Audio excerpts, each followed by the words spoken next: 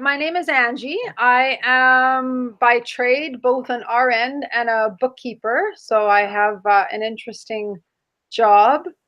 Um, Interestingly enough, both Rob and I have not been called to quit our jobs and start doing mission work per se as like a job, like seems common for twin flames once they're in union.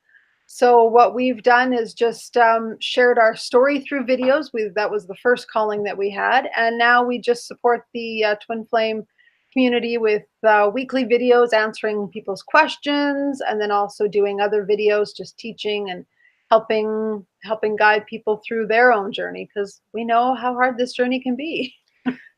And myself, I am an automotive partsman. I have been doing that for, well, since about 1984 is when I got started into the trade. And it's served me very well. Sometimes when I've been involved in management, it's taken a lot of my time and energy, but it's also both sometimes fed and sometimes drained my ego. Ego is sometimes something that the masculine side of a twin flame union has troubles with. So I've had lots of chances to bleed off my ego at work. Well, except for the early years where it drained into my personal life, but that was our first time getting together. I usually find, because I'm what's known as the matrix twin, the one that has started from the three-dimensional side and worked towards 4 and 5-dimensional side, I find that I spend quite a bit of my time supporting the 5-dimensional twin, the one that has contact with a lot more with 5D than I do. But between the two of us, we've got an interesting balance. Angie's the spiritual twin. I'm the matrix twin. I am learning a lot about the spiritual side, and she's over the years has had to learn a lot about grounding back to the 3-dimensional side. Yes, it really helps us both to be, in some cases, so different. Excellent. No, I think that's great actually, because I find myself at times very much up there. Yeah. So grounding is essential within all this. Although what's interesting about it is people find me a very grounding person. So however much I am very much connected with the 5-dimensional space, I'm very much, in other people's eyes, very much grounded. So very interesting, isn't it? And that dynamic between you two obviously works really well. So yes, it does. Yeah, it does. Of course, didn't in the beginning, because, like any twin flame couple, you're both so out of balance that you're too far apart. But now that we've come into our own balances, we have a good balance between us. Excellent. And you look very grounded today, very much in the present, which is beautiful. So it's a great place to start and look at your journey and pathway and what's led you to the place you are today. And the first start of the journey is where we look at our original world and our old self.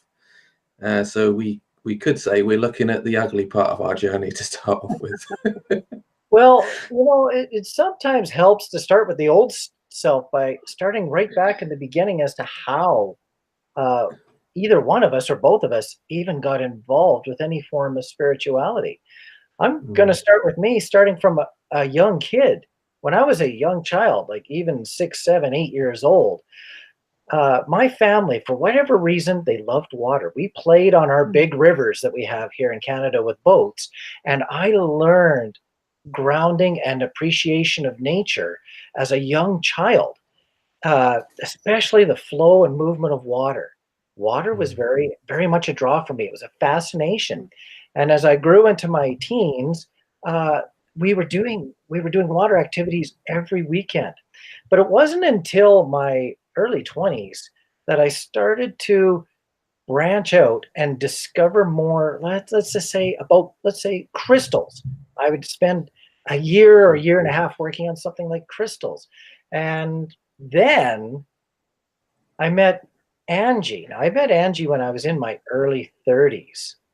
But I'm going to let Angie tell about her younger time so that we can meet at the early 30s and discuss when we first met. So yeah, for me, I grew up in a home with abuse, which, not surprising, because quite a few twin flames have chosen these kind of experiences. We're here to break some of those old patterns Yeah. and old templates. Yeah.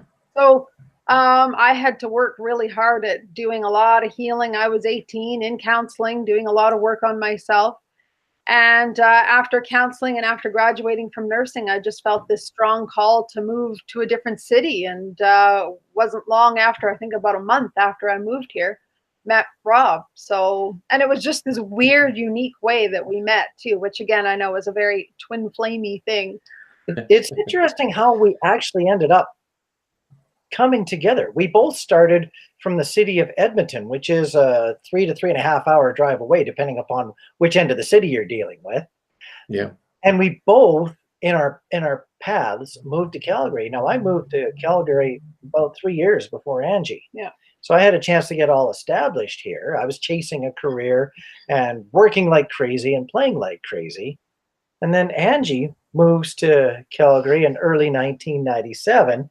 And as a new Calgarian, she gets all nice and brave one day. Yeah, I felt actually quite guided to pull this out. So this is how we met, interestingly enough. I actually put this, I don't know how well you can read it, I'll read it. But I put this in the laundry room of the apartment I was in, because I had just moved and I was looking for friends. So I said, hi, I'm new here. I just moved to Calgary and I'm interested in meeting some people.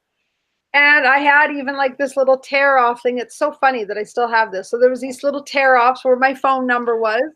And Rob just happened to be one of the people that called. And I wasn't looking for anything romantic at all. I was just trying to connect and, build a life in Calgary with new friends. So we actually lived in the same apartment building, and he called, and it was just instant connection. Yeah. We talked and talked and talked on the phone. It took us a little while to meet, not long, but a little while to meet. But the amount of time we spent on the phone was, I don't know whether it was exhausting or hypnotic, but I think the term that we used was 90 hours of being awake and communicating with only 8 hours of sleep. Well, that was later. That Yeah. wasn't on the phone yet. But yeah, our connection was just constant talking. We talked and talked. It was like very much like, what it really is two souls now coming back together and catching up, going, okay, what have you been up to since I last saw you? Yeah. Yeah, definitely. Yeah, it's really neat. And what's interesting about the energetic connection as well is you've got that beautiful spark of energy, which is phenomenal, isn't it? But it's amazing how that energy can be very explosive and very coming together. But at the same time, it can be very draining because of that energy is so intense, Yeah. Well, you almost give your whole self to just feeding that new energy that you have. Wow, I'm just meeting somebody and we seem to connect, and we've got all these things that seem to be in common, but it's not things that we would just do. It's ways of thinking and ways of feeling that I haven't seen in anybody else. So you just keep on communicating and feeding that connection. And yeah, you get tired. Yeah. So let me ask you a question then, because we move on to the next phase of the journey, which is I speak about it as being the soul awakening. But in the twin flame dynamic, I've just really think about it and reflect upon it and see it more as soul recognition, because soul recognition is when our souls awaken. Yeah. It's like, oh my God, excuse my language, but it's that soul recognition and we're immediately realize what this connection is, what this dynamic is, and everything starts to shift in that moment, because prior to that, it's just a beautiful, loving connection. And then you realize when you get that soul recognition, how challenging it can potentially be, and all the doubts come up. So be interesting to see what your recognition of one another was. Well, for me, the soul recognition, it took a long time. When we first met, I just took Angie for a tour of the Rocky Mountains, but we had an amazing day together the first day that we spent the day together. And we had an event near the end of that day that was something that's part of nature, but we called it a reverse sunset. It's hard to describe, but there was a thunderstorm and the sun was setting behind us, but because of the thunderstorm in front of us, it was very white, puffy cloud. The sun was reflecting sunlight across the lake, and it literally looked like the sunlight was coming from the sunset side of the equation as opposed to the sunny side. I'd never seen that before. It was amazing. And I considered that to be a gift of creator at the time, something that was a sign or a symbol, but it wasn't really going to survive as far as being something that would keep us together for more than just a few months. We got together and spent 3 or 4 months together, and then we broke apart. Yeah. And we spent 17 years apart before we found another opportunity to re-recognize and understand our soul connection. Yeah, but So can I ask you a quick question there then? Because you know, prior to that, did you feel like you had that recognition prior to that breakup, Rob? Oh, absolutely. I knew that Angie was someone special, someone that I had a connection with that I'd never felt before. And it was so unique. So I knew that she was very, very unusual, very special in my life. But also at that time of life, I was very ego based. I was working on a management career, and everything was about time management. And I got up, I ate the same breakfast Monday, Wednesday, Friday, and then Tuesday, Thursday was something different. I dressed in certain clothes, Monday, Wednesday, Friday clothes, and Tuesday, Thursday clothes.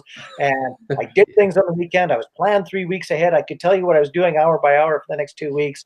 And so a soul connection, as much as it felt nice and cute, didn't really fit in my life plan at the time. I was very ego and time-based driven. So as much as I recognized it and liked it, it didn't really fit into how I was living at that time. So it did get ignored or just left as an understanding that just didn't fit. How about yourself then, Angie? Tell me a bit more about your soul recognition. the soul recognition for me was almost instant. Like for me, it was when we were on the phone before we even met physically.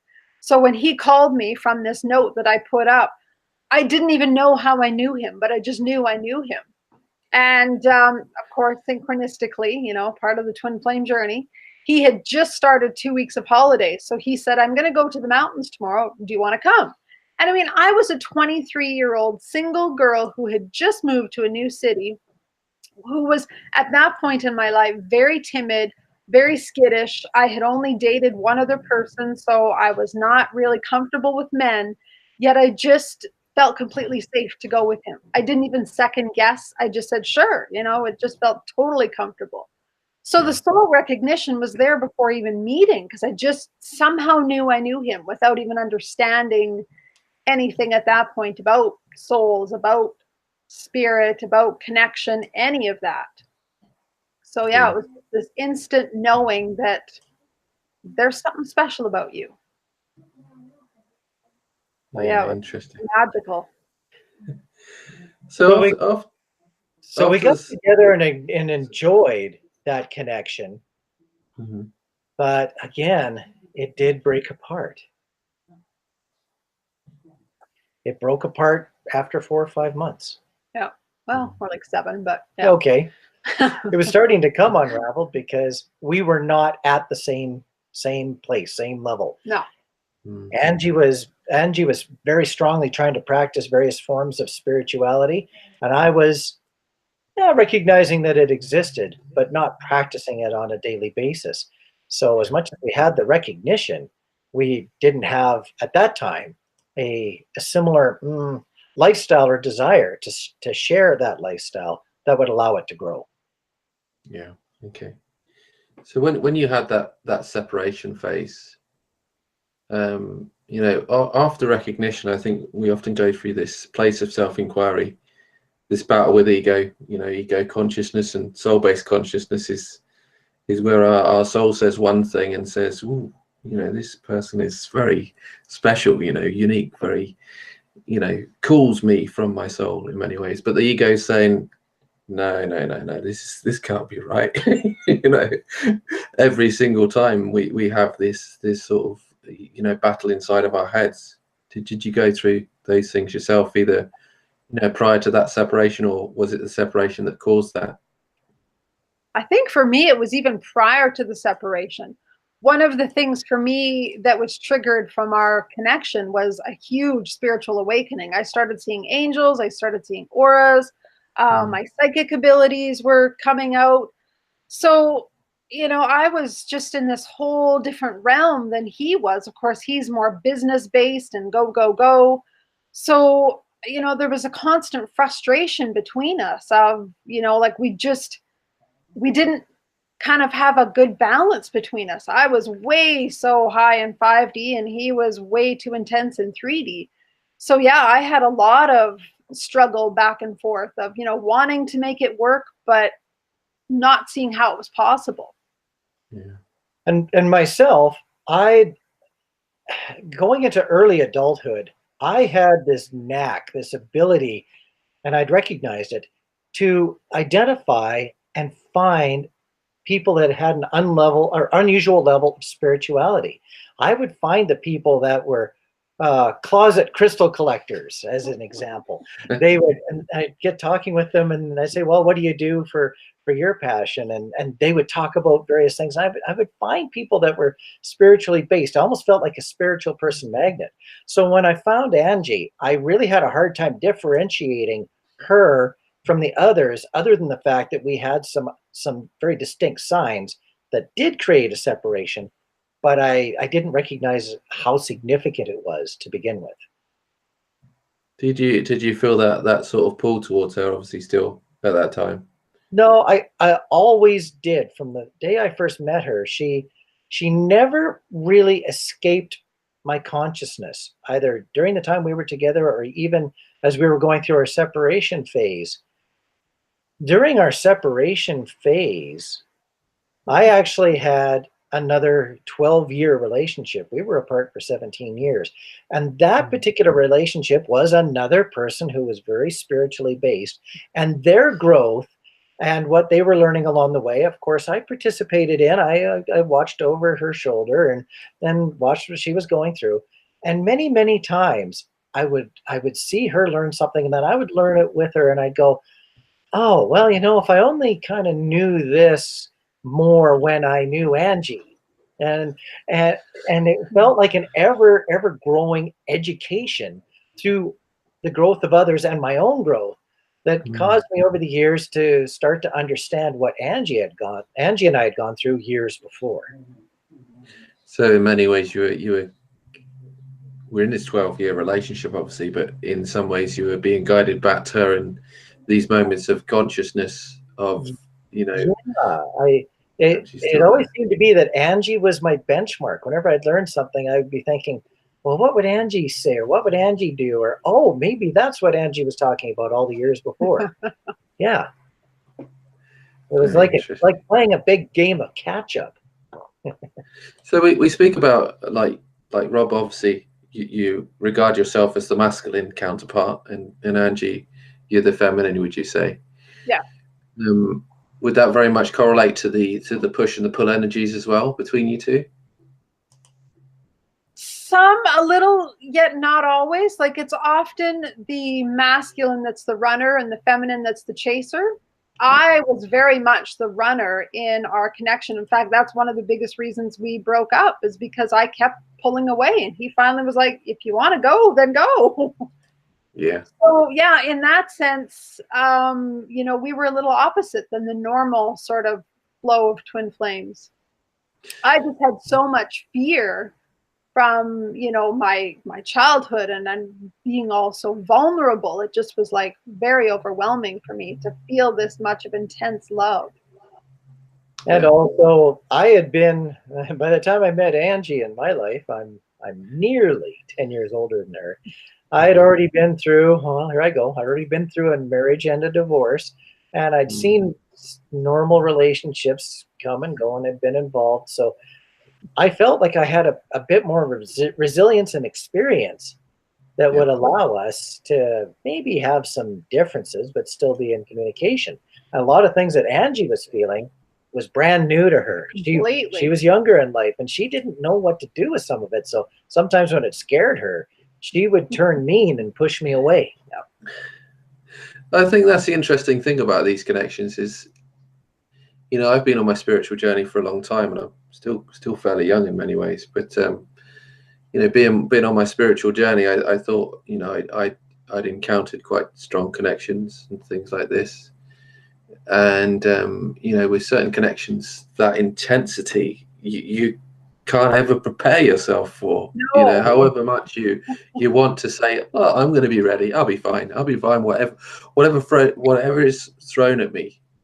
And then the universe just throws this one person, Yeah. Which you can't explainably understand the emotions that you go through, that roller coaster of emotions, like complete, beautiful, and intense love, and then that real depth of despair, and, you know, completely losing ourselves amongst it, you know. Very much so. Yeah, it's almost like there's no way to prepare for something like you say that intense because you've never felt all of that before. No, it's all very true. at once too, you know, like you say, the depth of love that you feel, but then the depth of despair all at the same time. It's like just so overwhelming. So what are some of the other battles that you faced in terms of your ego before that separation, or within that separation? For me, there was a lot of ego in the sense of thinking, you know, I was so much more advanced than him. And if he could just get on my path, we'd be fine. And why can't he wake up? And why can't he see that we're supposed to be together and, you know, believe in angels? Not that he didn't, but he just didn't believe in them the way I did. I mean, I was seeing them, right? So I was so living a 5D life, expecting that he should be on that path with me. And when he wasn't, I'm like, well, what's wrong with you? Like, I got it together. Why aren't you getting it together? Yeah. So definitely a lot of ego there for me, thinking I had it all figured out and he was the problem. Back then, I was seeing Angie from almost the opposite point of view. I was overgrounded, as per se. I was so grounded that I couldn't really reach anywhere other than around the 3 to 3.5D dimension, if I wanted to call it that. I couldn't really reach very far up because everything I was doing had to be supported by some thought of science or time management. So I thought Angie was just way too flighty. Why couldn't she just get it together and come down and get and hold a job and all these other things, where she was having troubles with that? We were so incredibly different. Yeah. And I found that I was having troubles with, I hate to say this now because it's harsh, but the word was I was having troubles respecting who she was outside of spirituality. I had the ability to accept that she was a very spiritual person who could see angels, and I was nowhere near that, but I guess some people can do that. But there was more to life, and life meant getting a job and getting a career going and everything else, which she wasn't doing. So I guess I was having troubles respecting who she was on the outside. Yeah. Very, very interesting. No, thanks for sharing that, because, you know, often we look so much at the inner world of, you know, the inner conflicts, whereas there is so much third dimensional conflicts that we go through as well. Not that we are ever judging one another, but it's like, how do they fit into our lives in many ways? You know, it's not a place of judgment, but more so a place of, where would they fit into my life? How would we work and, you know, come together, you know? Yeah. Interesting. So then we got to a point, I'm not sure if you're ready for this, but then we got to a point where, after years of what we'd call separation, barely in contact, with about a 3 or 4 year span where we weren't in contact, then we started to get back into contact again. You know, the Merry Christmas, Happy Birthday routine started back up. Yeah. And that started to bring us a little closer back together. I was very happy after 3 or 4 years of not having her in my life at all, that we were at least back in touch. I was thinking, there's a person I would love to have in my life as a friend, but I did not have any ambitions to go any farther than that. Mm. Yeah. Whereas me, I was the one that discovered the twin flame concept. So, you know, I held on to that for a year and a half, not even sure what to do with it. We were both in long-term relationships. I'm like, do I tell him? Do I not? And so I fought it for a long time. I kept being told, you know, I meditate, and I kept being told in meditation, tell him. I'm like, absolutely not. I'm not wrecking anybody's life and blowing up my life or his life. And Yeah. finally was guided to tell him. And I mean, the so, interesting thing about this dynamic as well is friendship is very hard, you know, very hard to have a friendship with somebody that's got, you know, this intense, you know, emotion and connection with, because, you know, how can you how can you be in proximity or in communication with them when there's that beautiful energy that you Yeah. can't share with them, you know, in some ways. throughout the years of separation, I'd actually learned enough to start to understand the difference between the emotional connection and the spiritual connection. I'd learned enough to understand that they both work differently, but can work in harmony. And that was very, very key to us drifting back together. What I was Interesting. really, really respecting was my understanding of the spiritual connection, looking back at our past, without understanding the twin flame dynamic, because she had not told me about that yet. Very good, very good. So if we move forward past separation for a moment and we look at the shift, and the shift is very much that shift in consciousness that we go through, where we start to realize that we are on this path in many ways. We start to have trust, we start to have faith, even though in the physical reality it could seem like there's nothing you know, physical to grasp hold of, you know. But did you feel like you went through a phase of the shift where you began to, you know, have faith, trust, and allow yourself to be guided in each and every moment so that you could come together, you know? For me, very much so. Yeah.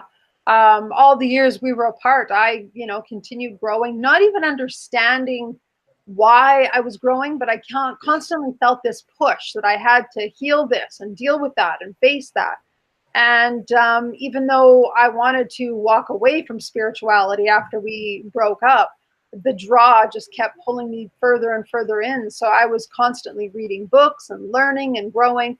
And I got to a point with, you know, my studies and my understanding of spirituality that everything happens for a reason, and everything is happening for our highest and divine best. And we're co-creators of it. So I did start to develop a trust of, okay, so whatever has happened in my life has happened for a reason. I mean, at this point, I didn't understand us getting back together at all.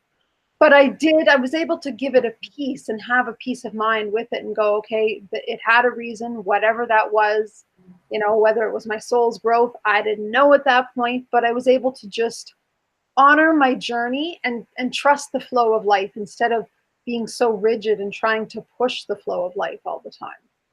So yeah, for me, Excellent. it did get, I did find that nice balance of some peace and some trust. Yeah. Learning how to trust and have faith is a beautiful Yeah. thing. I mean, I had an experience, you know, when I went over to Wales, and I went to Wales to do a course. You know, I was delivering a course, and my car broke down. I won't go through the whole story, but just so happened that everybody was there to help me in that moment. You know, in the moment of despair when you needed to get to a certain place, then all this trust and faith just popped in and said, Andy, you've got to trust and have faith right now. You know, it's a beautiful thing. You know, but no, I completely get what you mean there. Completely relate, and you know, having trust and faith is essential in this journey, because it can be challenging, can't it? So. Yeah, for sure. For sure. I went through a lot of hard times in the years we were apart. And for a long time, I didn't trust the journey. I didn't trust spirit. I gave up on my angels. I'm like, forget it. I don't even want to see you. So I closed down all of my gifts because I just didn't want to be, I didn't want any part of it. And it took a lot of years of growth to reopen all of that and go, okay, that all happened for a reason. So how about yourself, Rob? What was the shifting in consciousness for you? It was actually a very slow shift, mostly based upon education. I still had very spiritually based people in my life, and through learning with them, for example, my karmic partner I was with for 12 years, she took up body talk. She took up craniosacral treatments. So she would do those, and that was just a couple of modalities that she did, and I was learning along with her. I have another close friend that deals strongly with crystals. I keep coming back to that because that was so much the start of my awakening. But I was gaining all these little puzzle pieces. I wasn't really assembling them a lot myself, but my awareness was causing me to have a much, much bigger picture and appreciation and somewhat of a curiosity. So I was starting to learn more. I wouldn't just have a conversation with someone and they'd go, oh yeah, I do this. And I'd go, okay, great, you do that. I know what that is. Thanks. Let's move on. I'd quiz them out a little bit, ask them how far it had taken them, like what had they learned. So I was growing, but at a very slow rate. But what I didn't appreciate was how much all those puzzle pieces would be necessary for Angie and I to get back together. Yeah. So there came a time Angie got all brave again, just like the note that she put in the laundry room all those years earlier. Angie got brave one day and sent me a message that, now I'll see if I can get it close to being right, that she sent me a message saying, if I could explain or give you an understanding of what our connection is about, would you want to know about it? And I answered back that yes, I was interested. Actually, I was very interested because she hadn't talked a lot of deep spiritual stuff to me because we were just more or less just barely in touch. Yeah. But I knew that she would probably be on to something. And if it was important enough that she would risk that strong of a question after just a few very gentle, very careful meetings, I knew it had to be something fairly big. So I was very curious as to what she had to say. And again, it comes back to the polarity of emotions again there as well. Yeah. Because you've got the depths of despair, and then in those moments of separation or whatever you're going through, the depth of courage and strength that you must have had to have had in order to just, bring that out of you and say, look, I need to do this. It was a lot. It was a lot. In fact, after I finally told him, and I didn't tell him anything about twin flames, I just gave him the words and said, if you want to look it up or if it resonates, that's totally up to you. But after I told him I did this over text, I just sat and cried because I thought, that's it. I've lost him. He's going to think I'm a nutcase. Because, of course, I'm still remembering the old Rob who wasn't spiritually open enough to understand these things or have an interest in them. So I didn't realize all the growth he had gone through all the years we were apart. I was still thinking he was the same Rob that I knew way back then. So I just sat and bawled and thought, okay, he'll never speak to me again. That's it. I've lost him. And an hour later, he sends me a text back and says a few things and then also says, and I still love you. I got all brave. If she was going to be brave enough to try to explain our connection, I was going to still let her know that she still had a very special place in my heart. So yeah, I texted back that I still loved her, and that was very hard for me to do because I was still in my 12-year relationship. That was very, very unfair. I was all of a sudden very divided within myself, and very vulnerable to myself because I was also having the what the heck are you doing, Rob, by inviting further deeper communication.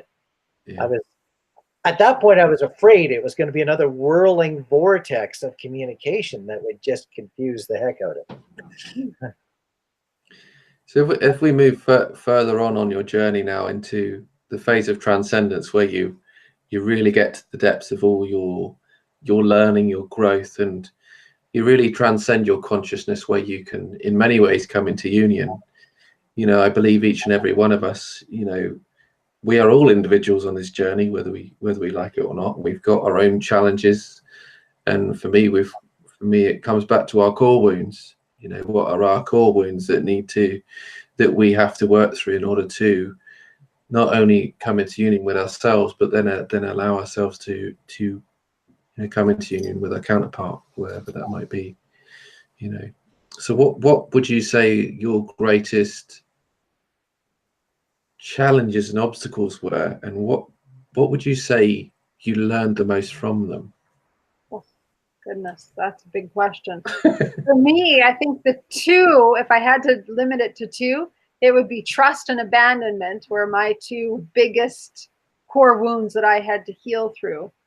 And you know, the learning was so immense. That's probably why we had such a long separation, is because I had a heck of a learning to do, and a lot of growing to do, and a lot of healing to do. Yeah, But it was certainly all worth it. definitely. So what did you learn the most through that if we look first of all at that abandonment stuff, what was your biggest learning through in that? I think the biggest, actually, for both of them, the biggest learning for me was that it's not about anybody or anything outside of me that's abandoning me. It's learning not to abandon the self. And same thing with trust. It's not learning to trust another person. It's learning to trust myself. So it all came back to self for both of them. It was, you know, learning to heal my wounds basically from inside out, and know that I am the one that I need to constantly look at for my trust, for my own guidance, my own experience. It's not about, well, what if they leave? Because we're never guaranteed that somebody's going to stay with us. We're never guaranteed that somebody is not going to betray our trust. So it's learning, for me, it was learning about honoring and trusting myself and taking care of myself and not abandoning myself, which was a long journey. It's very interesting you mentioned that as well, because I you know, from you explaining that, it's as if those two went very much hand in hand. You know, that trust and abandonment. If you had that trust, there wasn't that abandonment, or that abandonment, you know, dissipated in some way or form. You know. Right. Yeah, very much so. I did have one question that came to mind here before we move over to you, Rob, because I wonder if you saw that reflected in Rob, in terms of that abandonment, whether you saw that reflected in his actions and the way that he was interacting and engaging with you. Not the abandonment. Interestingly enough, he wouldn't abandon me, no matter how much I kept trying to push him away. I mean, he finally was the one that broke up with me, but only because I wanted it. I kept pushing him away enough that he was finally like, okay, I will honor that if that's what you want. I finally had no other choice. Yeah. But no, he was very, very much with me. He did not ever abandon me. And I recognized that even back then. It was almost like I was testing him to see, you know, are you going to leave? Are you going to leave? And he, even when he finally did leave, he still didn't. Love it. Yeah. And obviously that trust was obviously, you know, built there. It was always there, you know. Yeah. Because you knew it wasn't there was no abandonment there anyway. Exactly. Which Yeah. is beautiful. So let's move over to you, Rob. Then let's look at some of the core wounds that you experienced in your phase of transcendence and your growth. Sometimes what a person considers to be one of their strengths is also their weakness. I am a very loyal person. And when I say I'm going to stand by somebody, I stand by them usually to my own detriment. I stand by them even if I'm getting beat up. Like, okay, fine. I sure this is really hard and tough, but I said I was going to be here, so I'm going to be here. And I had to actually learn that once in a while You've got to make a decision for yourself. You've got to know what you need and what is important to you. So I had to learn to be maybe not quite so loyal in the face of absolute disaster. Yeah. And that is, and that breaking past that allowed me to still, especially when Angie explained to me that the twin flame dynamic, I was then ready to make choices that I could never make when I was around anybody else.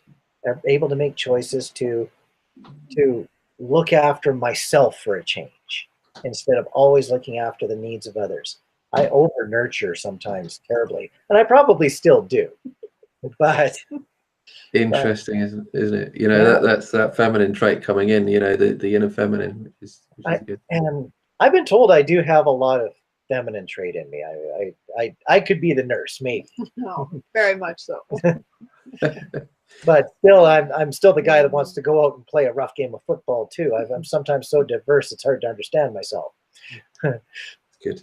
But yeah, that was my big battle was being capable when, especially when Angie came back into my life big time with the explanation of what twin flames were, was being able to jump over that hurdle of absolute loyalty to what I used to believe in the face of something that I definitely do and can believe in, even if it was brand new information.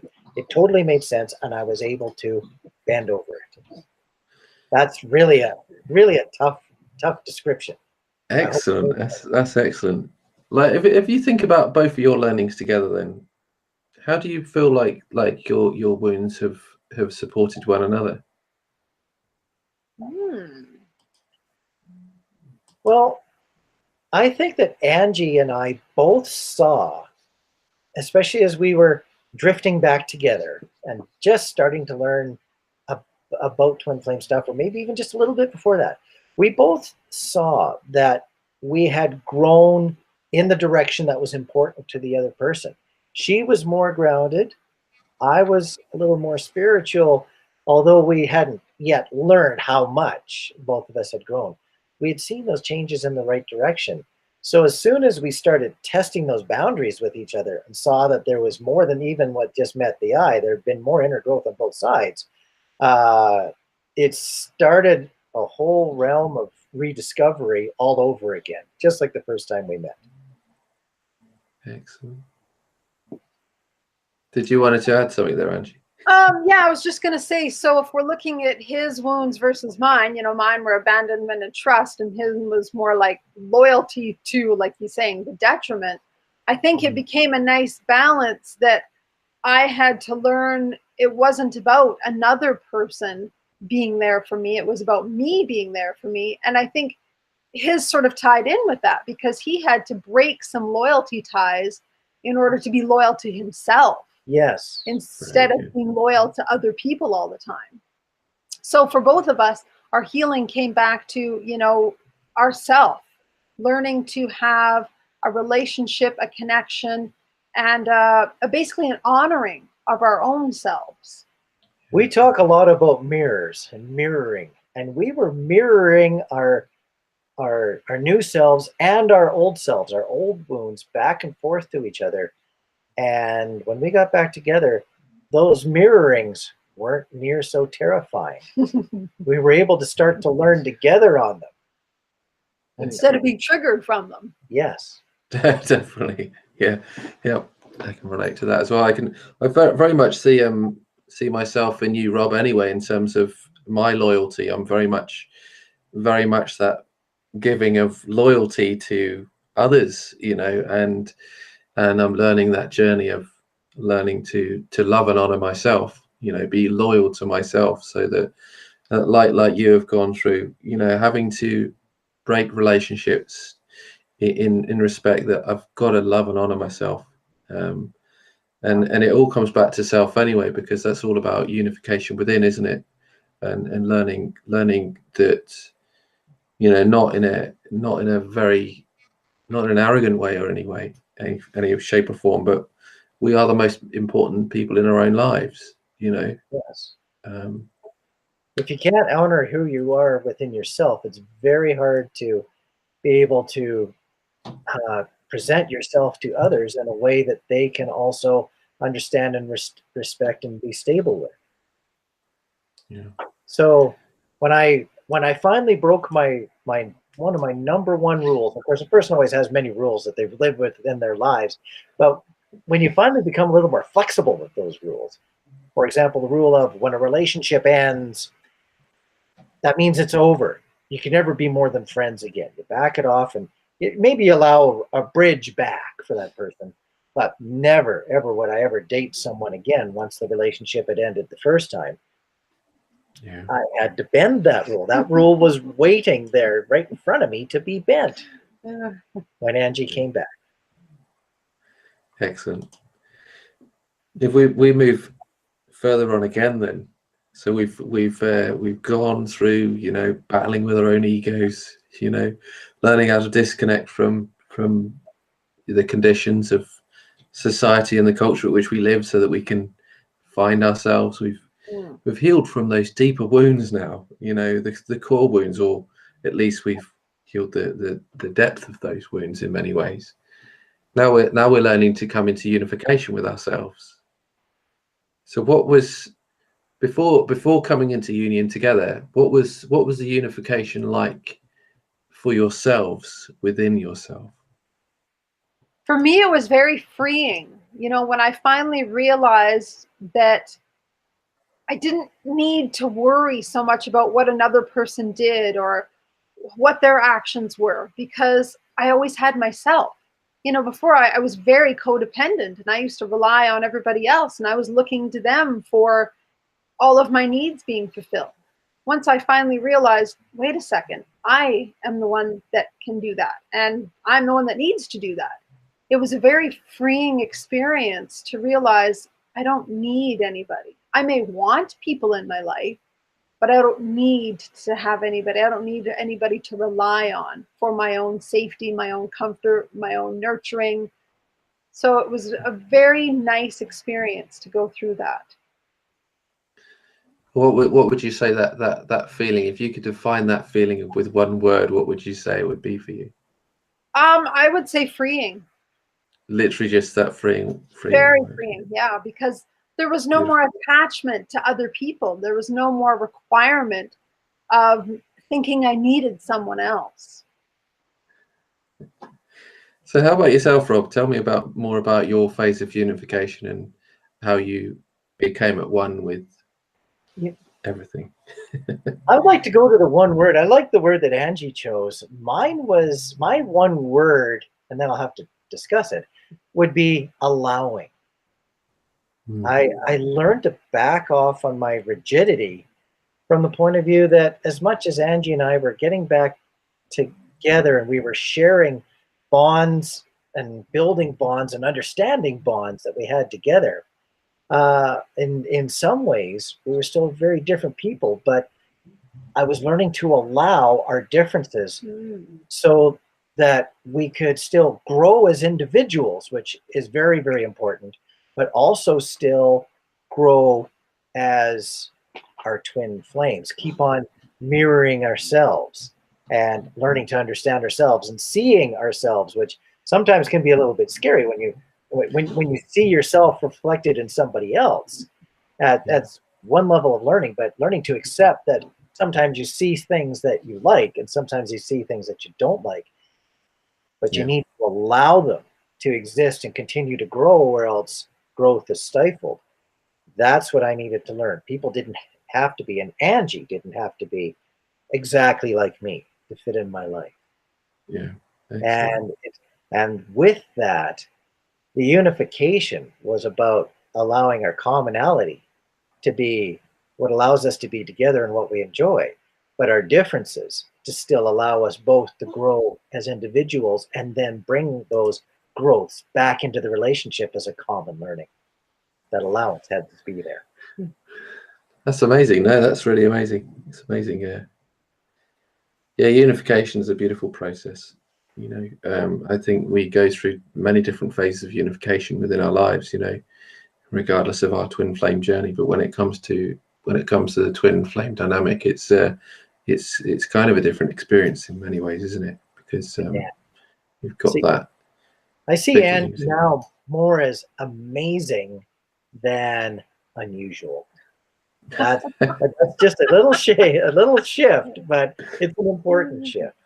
Yeah, and that unification in terms of within as well is what I noticed from what you said was, noticing her as that divine mirror, your divine mirror, and allowing yourself to heal within that, and see yourself as the wholeness of who you are from that space as well, which is quite remarkable, really, because seeing that divine reflection can be traumatic, as we know, and yet at the same time it can be blissful. But when we can honor the wholeness of what it is, it shifts everything, doesn't it? So yes, yeah, it definitely does. And that's still something that we look at and deal with still now. If there's something going on and I'm triggered, I always bring it back to myself and go, okay, so what in me is being triggered? Because it's not him, he's just the mirror. Yeah. So the nice thing is, when you've done enough healing, you're able to look at it now and not put the finger on the other person and say, well, what are you doing wrong? Definitely. So it gets a little easier as you go through the process to be able to always bring it back to self, going, okay, what is in me that I need to heal or look at or face? And I now see it very similarly. I used to think that people would do weird things to me. Well, no, I've learned that, yes, just like Angie has, it's what are they triggering with me that's causing me to not be able to accept what is happening around me. And sometimes there is just something that is unacceptable happening. That does happen, but most of the time it's just exposing another wound, just another angle of the mirror. Definitely. Oh, it's a funny thing. That mirror that we look into every day, and we sit in front of it, and we start to see all those aspects of ourselves physically that we may not like, and the aspects of ourselves that we think actually it's beautiful. I've got some beautiful aspects within myself if I allow myself to see it. And they can be the hardest things to see. We can easily see the ugly aspects of ourselves at times, but seeing the beautiful aspects, sometimes it doesn't matter how much someone can tell you. You are amazing at this, and this. You should honor that about yourself. It's not until we can look within ourselves and say, look, yeah, this is me. Yes. And it's good, isn't it? And for you to see that within one another is a beautiful thing as well, and just noticing that unification. Mm-hmm. With whether it's the good, the bad, or the ugly, it's important to still respect what you're seeing and know that it is real. It really is real, and then work on the stuff that needs some work, and enjoy the stuff that is feeling just perfect. So we've spoken about unification in terms of your individual unifications, but we know that you've obviously come together in unification as twin flame counterparts. So what was your unification process like there as you started to merge into one beautiful, amazing soul in that third energy? That's another big question. I don't even know where to take that, because there's so many ways. Even before we were, what some people might call full union, where you're living together, you're sharing a life together, we were already experiencing union. We were having telepathy. One day, again, this was before we were even living together or married. One day I was meditating and I just saw our one soul as one soul, not two parts, not many parts, but just one beautiful energy. And that was for me when I truly recognized that we were unified. So, a lot of people think that union is living together. And I guess what I'm trying to say is it doesn't have to be, right? When your energies have merged, that can be certainly a part of union too. And that was my experience. It was absolutely just exquisitely beautiful to see our one soul just emanating love. But that was only one piece of our unification. There was, of course, more, the actual coming together physically too.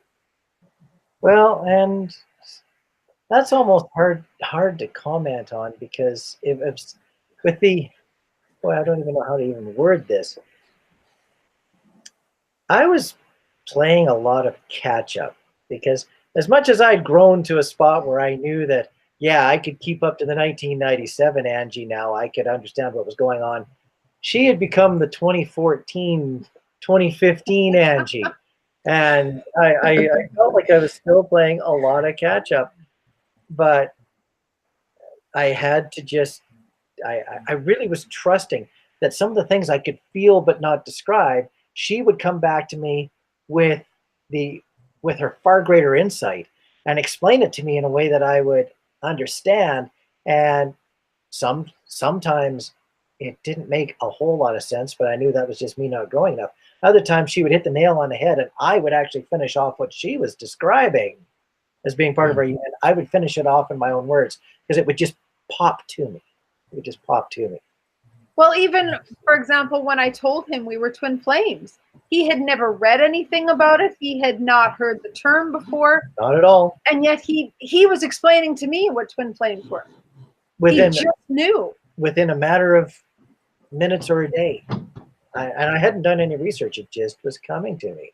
And she'd fill in the odd blank, and away I'd go again. So I was really starting to respect that connection that we had. It was almost like she was telepathically downloading to me, and then some of the pieces of the puzzles that I'd learned over the years were coming back into that message and aligning themselves. And it was just an incredible growth spurt of spirituality. And with that happening with Angie, I made the choice that I was going to take that leap of faith without any true scientific background and stick with the plan. I was going to make that step. That spark of magic from way in the past had obviously come back. It was time for me to grow. It was time for me to learn, and I was not going to turn my back on it. So what it did is it actually kicked forth the next level of my growth.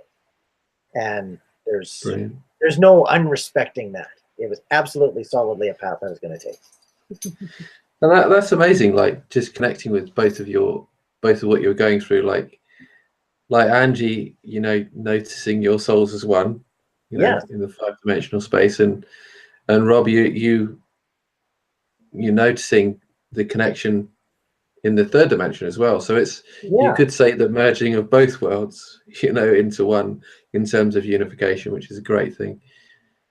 What I noticed there was, or what I wanted to speak about there was briefly, was that we can know so much about twin flames, or know so much about whatever area of life, but knowing is only one step of the equation, isn't it?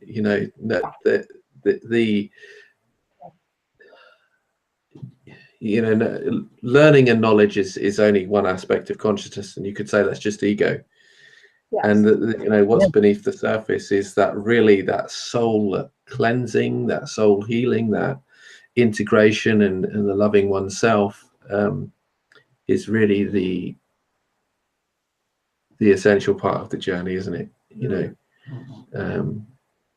The recognition of what the connection is important, but in some ways the label can cause its own problems, can't it? So, yes, I'm going to say yes and no. People try to take twin flameism, as I call it. They try to take twin flameism and put it within various forms of boxes of how it should work. But if there's anything I've learned from talking with lots of other twin flames, not many in union, most of them still in some form of discovery or separation, or close to getting to union, is that twin flameism is a lot about the journey, and there's so many different individual journeys. Yeah. There might be the basis of having one soul and two people, but what that soul with two people is trying to learn can be so different for so many different people. And yet the commonalities are there, but then the diversity is amazing. It's a very beautiful thing.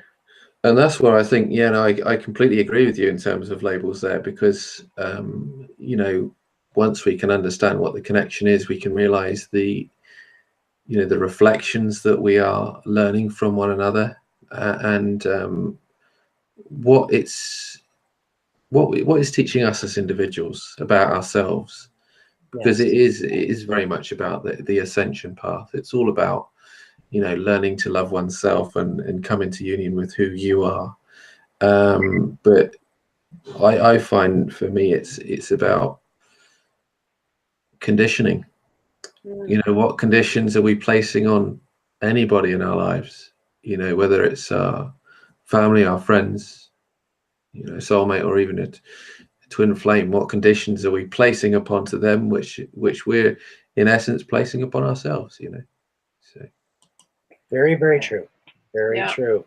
Especially when you look at that, you know, the way I try to explain it to people is it's not just your twin flame is your mirror. Everybody is your mirror, because we're all connected, right? We're not just connected with our twin flame.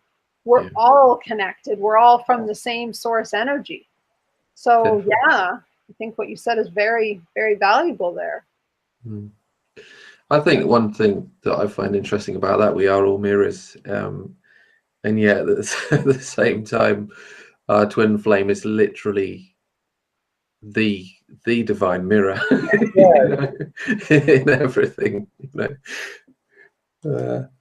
Ultimately, with all the other little bits and pieces and mirrors that I get from people, when someone looks at me and says, "Rob, I really think you need to spend more time learning this because you just don't seem to have it," I still come back to the mirror that I know and trust and understand, because it's the mirror that's going to soothe the next level of growth and journey. The mirror that's going to look me in the eye and say, "Okay, you got this right, but maybe you don't have that. But I need to trust it. I need to just trust my mirror." So we move on to the final phase of your journey, which is, you know, Yeah. it's not a final phase really. It's always a cycle of growth and change and transformation. But the final phase is living in alignment with your soul, you know, in a place of higher self. You know, unity consciousness for me, it's all about unity consciousness. Then how do you feel like you live your lives now that you're in a place of unity with one another and the universe at large as well? For me, it's very much, you know, and I often say this in our videos, it's when you can look at everybody, whether it's somebody in line at the grocery store, whether it's somebody that you see in traffic, and know that they're you and you're them. So that, you know, like you say, the unity consciousness, that we are all connected. We are all part of the same energy. And that way, when you can see things from that perspective, you do very much like that golden rule says, unto others as you want done to you. And you don't do it because you're afraid there's going to be punishment. You do it because you know they're you, right? You can see the higher connection, that you are a part of each other. Definitely. So it's very much a living from that. I was going to say belief, but I don't think that's the right word. Living from that understanding. Love it. Love it. How about yourself, Rob, then? Well, I almost feel like I have two purposes. One of them is to figure out how to actually handle manifestation. That's a great one. That's one of the greatest things. You know, I can sometimes manifest what I really want, and then other times I focus on what I don't want, and I always seem to get whatever I focused on, one way or the other. But really, as much as I see myself as very much part of the collective and an active member in the collective, I still feel like I've got a very strong soul purpose of helping those that are struggling in a path along the way of spirituality They don't even have to be twin flames. They're just somebody who's on a spiritual path but struggling to make those steps into 4 and 5D and beyond. I feel like I've got an ability, for whatever reason, to help people make those next small steps along the way that help them continue on. And so for me, it's not about participating directly in the unity consciousness, but in taking a great amount of pride and happiness from helping others join the consciousness by helping them along the way. I feel very much like an intermediary. Definitely. Well, that's amazing. That is really amazing, because, you know, for me, like when we start living in line with our, you know, our higher self and our soul pathway, it's really when we're living on purpose. We're providing a greater mission in life. And, you know, that's a beautiful thing to do, because, you know, when it comes to people shifting from the 3D to the 5D and you know, stepping into the spiritual world and, you know, coming to understand what it is they're going through, it's incredibly challenging. So that is definitely a beautiful and profound gift that we can give to others, and that you can give there as well, you know. For sure. Yeah, for me, my incredible connection with nature and grounding just always seems to find people that need a little more grounding. I seem to have an excess of it that I can lend to others and that they can take a piece of and continue on with. And it seems to be an endless well within me. And therefore, that is what I would call a purpose. Excellent. So as we sort of close out the show, you could say, if I was to ask you both one thing that would be your greatest lesson and learning in this beautiful and amazing twin flame journey, what would you pin it down to? I've got an easy answer with a hard explanation. It's called patience. You have to let things sometimes run their course. Things that you rush, you end up doing over. So sometimes if you realize you've got a difficult learning to do, and let's just say a person thinks that, oh, I could spend a year or two learning something, but let's just learn it in 3 hours and be done with it. Not to be negative, but I got a little bit of good luck with that. Sometimes patience needs to be put into place to allow things to unfold naturally. Could be a word. Yep. So that the learning is more complete and is more lasting and can have a better foundation for being a step in the next learning that you need to take. You have to let the steps unfold before you, like stairs appearing in the fog before you. Love that analogy. Love it. Let them be there and be strong enough to hold you and carry you. He's the king of analogies. It's very good. No, I love that. I mean, patience is something I felt I was good at. Like you said earlier about, you know, those strength. You feel like you have the greatest strengths, and then you come to realize actually it can be your biggest weakness as well. So yeah, very good. Very good. So what about yourself, Angie? What would you say would be the greatest takeaway golden nugget to support people on their journey of the twin flame relationship? For me, it's, and I again always say this in our videos, is go within. When we learn to trust our own guidance instead of, you know, looking at other people, well, what should I do? And what should I do? If I hadn't learned in our journey how to trust my own guidance, we probably wouldn't be together, because I would have fought forever the push to even tell him, or the push to, you know, start reconnecting.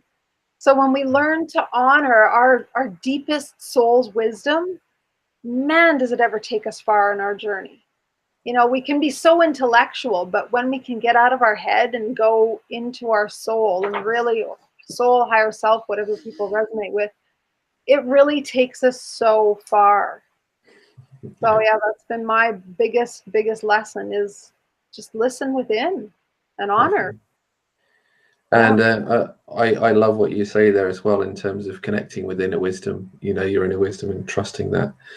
Because, and I don't want to discredit anybody on their journey, but I tend to find that we can be so overwhelmed by emotions and feelings in this dynamic and what it is that we're going through, that we can look so externally from ourselves at maybe readers, psychics, who can give us twin flame guidance about the situation, what's going on, and you come to realize actually that's not helping me, it's hindering me. It's beautiful to get that, but allow ourselves to look within, trust ourselves, love ourselves, and like Rob said, have patience, have trust, you know, allow yourself to work through whatever it is you need.